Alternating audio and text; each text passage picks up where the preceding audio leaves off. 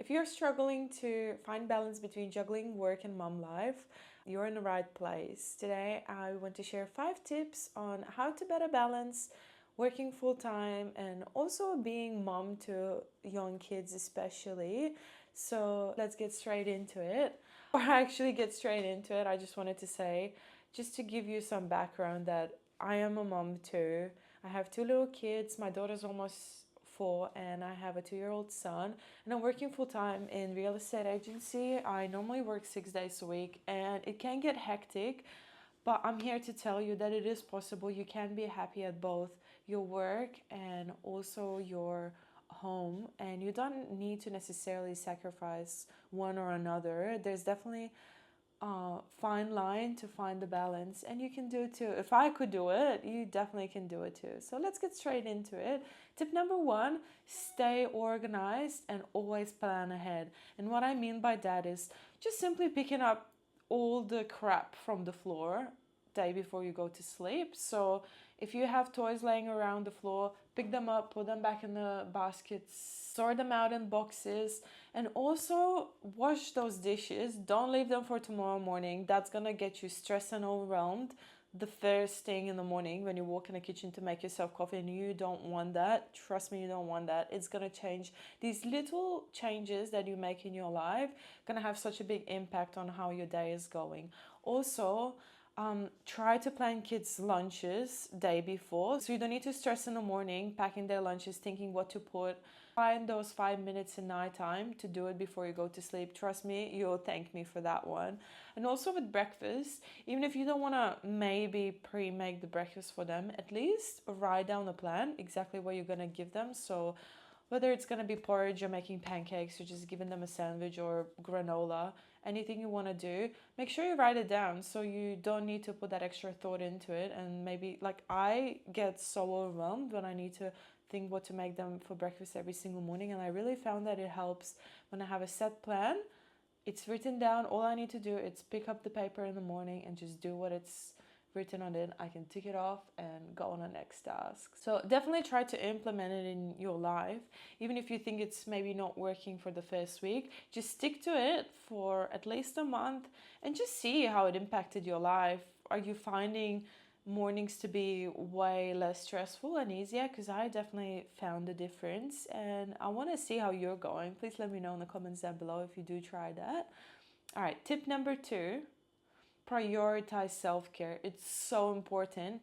You know the saying, a happy mom, happy kids, and that's so true. If you're not looking after yourself, how can you give 100% of yourself to work and your kids? It's literally impossible. What I started doing, and it really works for me, is waking up at least half an hour before my kids. Even if they wake up at 5 a.m., I'll make sure to try to wake up at 4:30. And either just having some yoga stretches, a quick workout at home, having a cup of coffee in peace without being climbed on is so, so important. And not just in the morning, but also finding time in the day to go for a walk on your own, listen to your favorite music that you love, and just letting yourself be you. It's your time to reconnect with yourself, whether it's having a brisk walk, a half an hour walk without kids, without anyone, listening to your favorite music, maybe painting, journaling, whatever it is that you like to do. Just make sure you try to find at least 30 minutes of that peace for yourself in a day. It's gonna change a lot, trust me. You just gotta give it a go. And I know that some moms are single moms and maybe don't have that time, but I know how important the sleep is, and you don't necessarily want to wake up earlier just to have a coffee on your own. But just give it a try, because it's so important to have time for your own thoughts. Because what I found, especially having little kids, little toddlers at home, they're just always chatting your ears, and you feel like you don't even have space for your own thoughts. Do you get me? Like, there's always someone talking in your head, and it's never your own voice. Like, you can't even have a stray thought without being interrupted. And having that morning to yourself, or that little walk that you take, just reconnecting with your own self, and maybe setting yourself new goals, or letting yourself dream for a little bit, or just take time to appreciate of the things you already have. It's so, so important, and it does make you happy. It does give you some positivity and gives you enough strength to go through the day, if you know what I mean. Definitely try it out and let me know how you go. I really want you to implement it in your life and see how it changes your daily routine.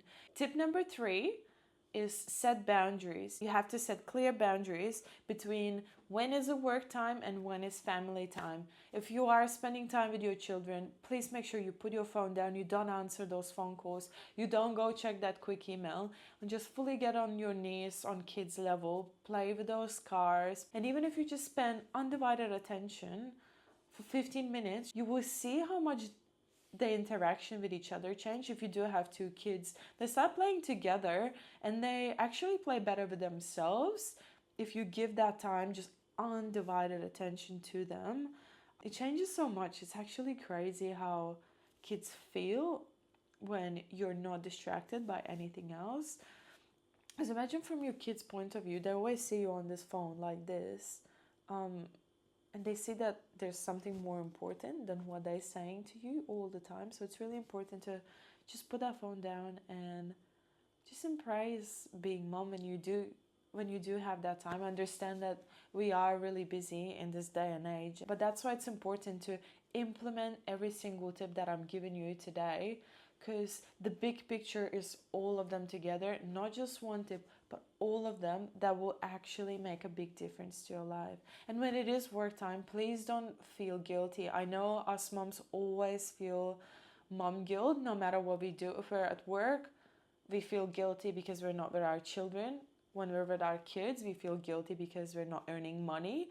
And it's just endless loop that you have to try to focus on what you can change and what you can't. When you're at work, when you're in the office, if you're working in the office like I am, look at kids' pictures.